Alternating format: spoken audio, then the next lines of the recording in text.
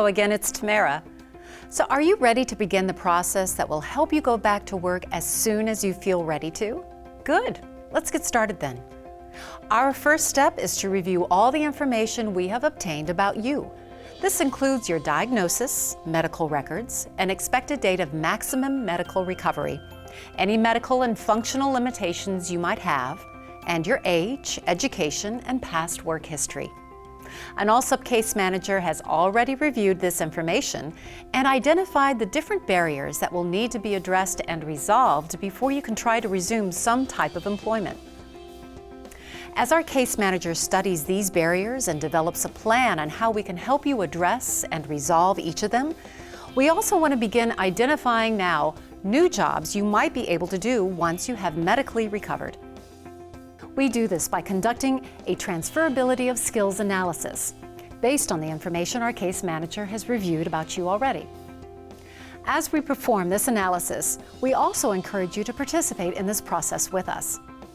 Please share with us your ideas about new types of work you think you might be interested in and that you might like to try to do. To help you as you think about this, we want you to realize that there are a lot of possibilities. Here are several real-life examples of people with disabilities that ALSUP has helped find new employment. Please note their prior employment, their subsequent disability, and then their new employment and rate of pay versus the SSDI benefit they qualified for. Keep in mind, our objective is to help you find a new job that you can do that will pay more than the SSDI benefit you should be eligible for. Melissa is a former teacher and then receptionist who worked in an office environment. She was diagnosed with multiple sclerosis, migraines, and hip pain, and at the age of 34 could no longer perform either of these former jobs. Over the next 4 years, as Melissa's condition stabilized, she was able to take care of relatives who needed help and companionship. So when Melissa was eventually able to return to work full-time, she used these skills and re-entered the workforce as an elder caregiver.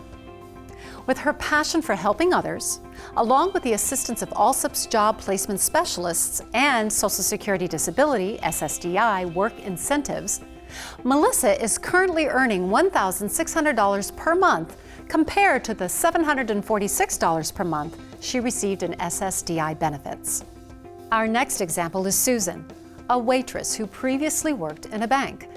After being diagnosed with severe anxiety, she had to quit work. She applied and qualified for SSDI benefits, but really wanted to return to the workforce. Using the customer service skills she obtained from her past jobs, along with the help of ALSUP's job placement specialists and SSDI work incentives, Susan was able to transition into her current job as an associate case administrator. Her new earnings are $1,900 per month compared to the $996 per month she received in SSDI benefits. Our final example is Jan, who, although a nurse, in practice worked as a clinical liaison for a hospice.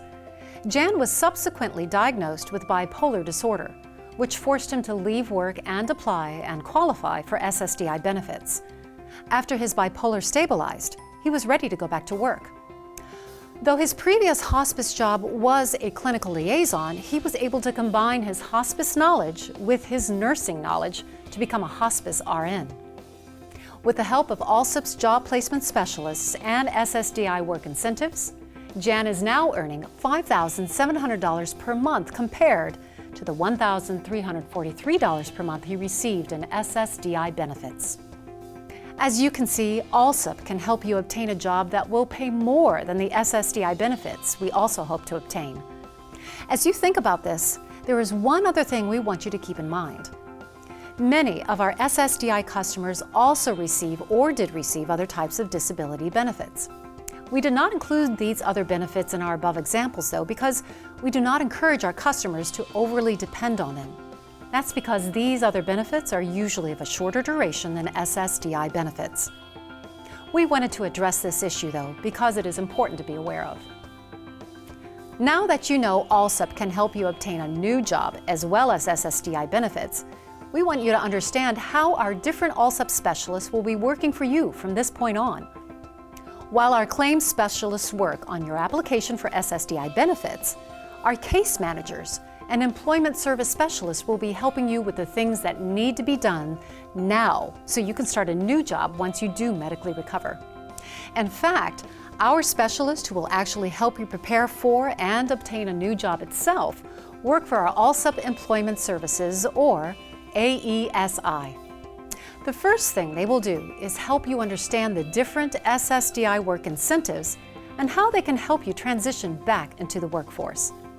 They will also provide you free assistance with such things as resume building, interview coaching, benefits consulting, job search assistance, accommodation planning, and ongoing job support once you do have a new job.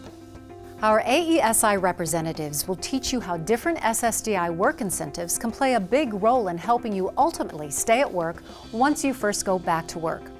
For example, one of the most important incentives is a trial work period, which allows you to work and earn unlimited income while continuing to receive full SSDI benefits for up to a full year.